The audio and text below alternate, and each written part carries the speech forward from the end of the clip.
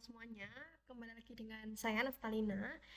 Di kesempatan kali ini saya akan membahas terkait dengan salah satu mata kuliah di PPG, yaitu Computational Thinking di topik 3, yaitu pada bagian subtopik 2 demonstrasi kontekstual, ya. Jadi di sini itu isinya adalah kita disuruh untuk mengidentifikasi soal PISA, ya, atau bebras sesuai dengan jurusannya. Misal saya berarti jurusannya adalah dari kimia, kayak gitu. Jadi di sini saya bacakan dulu ya untuk soalnya, yaitu tentang efek rumah kaca, yaitu fakta atau fiksi. Di sini makhluk hidup memerlukan energi itu untuk dapat bertahan hidup. Energi yang menopang kehidupan di bumi itu berasal dari matahari. Matahari memancarkan energi radiasi yang sebagian kecilnya mencapai bumi. Atmosfer bumi bertindak sebagai seliput yang melindungi bumi dari energi radiasi matahari yang berlebihan. Sebagian energi radiasi yang melewati atmosfer diserap oleh bumi dan sebagian lagi itu dipantulkan oleh permukaan bumi. Energi yang dipantulkan oleh permukaan bumi diserap oleh atmosfer sehingga rata-rata temperatur di atas permukaan bumi itu lebih tinggi dibandingkan dengan jika tidak ada atmosfer yang melindungi bumi. Nah, penyerapan energi bumi yang dipantulkan dari permukaan bumi oleh atmosfer memiliki efek yang sama dengan efek rumah kaca sehingga dikenal dengan istilah efek rumah kaca. Efek rumah kaca itu banyak dibicarakan sepanjang abad ke-20. Sebuah kenyataan bahwa rata-rata temperatur bumi itu cenderung naik, ya, atau meningkat. Di surat kabar dan majalah sering dikatakan peningkatan emisi karbon dioksida adalah faktor utama peningkatan temperatur bumi di abad ke-20. Seorang siswa bernama Andre itu tertarik untuk mengetahui kemungkinan hubungan rata-rata temperatur bumi dengan emisi gas CO2 di bumi, ya. Di perpustakaan Andre menemukan dua buah grafik, ya. Grafiknya seperti ini. Jadi Andre itu menyimpulkan dari kedua grafik ini itu bahwa kenaikan rata-rata temperatur bumi itu pasti disebabkan oleh peningkatan emisi CO2. Pertanyaannya, jelaskan bagaimana kedua grafik yang ditemukan Andre ini dapat mendukung kesimpulan Andre. Ya, yang kedua adalah Jen ya, yang merupakan rekan Andre tidak setuju dengan kesimpulan dari Andre. Dia membandingkan kedua grafik yang ditemukan Andre dan berkata beberapa bagian dari grafik tersebut tidak mendukung kesimpulan Andre. Nah, berikan contoh bagian pada grafik tidak mendukung kesimpulan Andre, jelaskan jawaban Anda.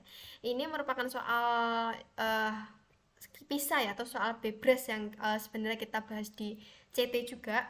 Jadi untuk pertanyaan di LMS, jadi ada semacam tabel, ya, yang harus kita isi, yaitu terkait dengan yang pertama, tuliskan solusi untuk soal ini. Jadi jawabannya, temperatur yang mengacu ke kenaikan rata-rata temperatur bumi dan gas CO2 pada kedua grafik itu solusinya itu bisa dimisalkan kayak gini, ya. Jadi ketika emisi CO2 itu naik, itu kan tadi bilangnya adalah temperatur bumi itu naik juga, ya kan. Nah, kedua grafik kalau misalnya kita lihat itu sebenarnya keduanya sama-sama cenderung naik loh di sini, ya kan.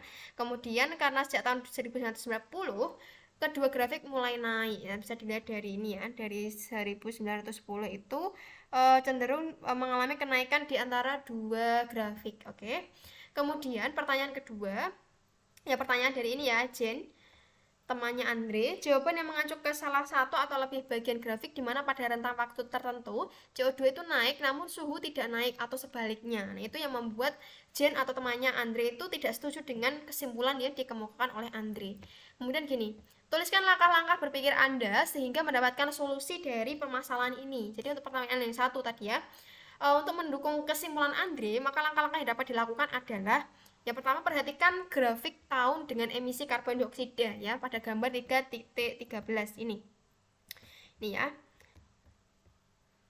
Secara umum, tren grafik emisi CO2 itu naik dari tahun ke tahun, ya, cenderung naik. Kemudian grafik tahun dengan rata-rata temperatur bumi juga memiliki tren naik dari tahun ke tahun.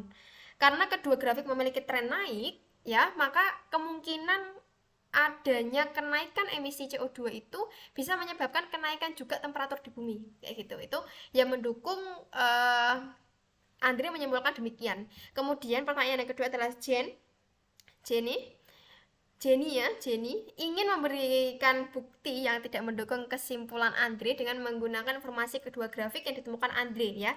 Nah, jika dilihat antara kedua grafik itu keseluruhannya itu kan memang keduanya sama-sama memiliki tren naik ya. Namun jika dilihat secara detail ya, maka rentang waktu di mana emisi CO2 naik, nah, tapi temperatur bumi itu turun dan sebaliknya. Oke, jadi hal-hal yang perlu dilakukan untuk mendukung pernyataan Jenny itu adalah memperhatikan bagian-bagian pada grafik yang tidak sesuai dengan trennya. Berarti di sini Jenny itu memiliki sudut pandang yang berbeda dari Andre. Oke. Ya, lanjut. Di sini identifikasi 4 fondasi CT yang Anda gunakan dalam menyelesaikan masalah ini. Jadi untuk pertanyaan 1 itu hanya 2 fondasi CT saja, yaitu abstraksi dan pengenalan pola. Jadi untuk abstraksinya di sini sebenarnya kita bisa lihat dari sisi ini ya, tren kedua grafik yang kita lihat ya.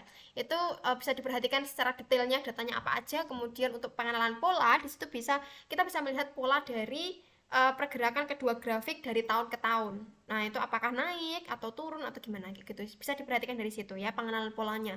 Kemudian untuk pertanyaan yang kedua yaitu dari Jenny tadi ya. Untuk fondasi CT yang terkandung di sini membutuhkan untuk dekomposisi saja. Jadi kita bisa memperhatikan secara detail ya dari masing-masing grafik. Kita lihat dari rentang waktu yang mengalami penurunan, kemudian informasi dari kedua grafik itu juga bisa kita lihat mungkin dari berlawanan arah kayak gitu. Itu ya mungkin cukup sih, itu aja ya terkait dengan topik 3 DCT, demonstrasi kontekstual subtopik kedua ya, tentang ini beberapa pertanyaan di LMS yang bisa diisi seperti contoh berikut ini. Ini sebagai contoh aja ya teman-teman semuanya, jadi nanti bisa disesuaikan dengan jurusan masing-masing, prodi masing-masing seperti itu. Terima kasih, sekian dari saya. Jadi ditunggu video berikutnya ya, semoga bermanfaat. Terima kasih. Wassalamualaikum warahmatullahi wabarakatuh.